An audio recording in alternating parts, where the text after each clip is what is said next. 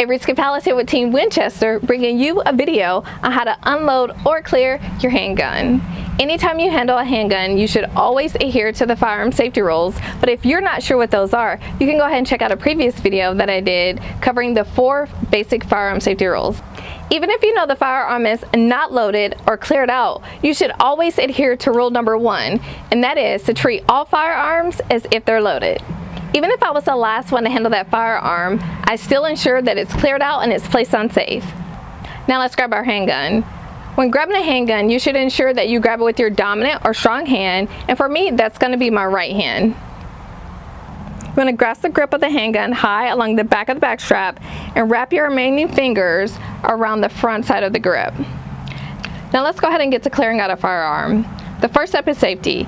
If your handgun has an external safety that flips up and down, you want to ensure you place it on safe. Your next step is magazine. Press in on your magazine release button with your thumb, and if you can't reach it, that's okay, to use your other hand and remove it from your firearm. Although you've removed your magazine, you can still have a round or a bullet in the chamber. That leads up to our next step, which is check our chamber. But in order to check our chamber, we must pull back on our slide to visually inspect our chamber. This action will eject the bullet. In order to lock your slide to the rear though, you have to push up on your slide release while pulling your slide to the rear.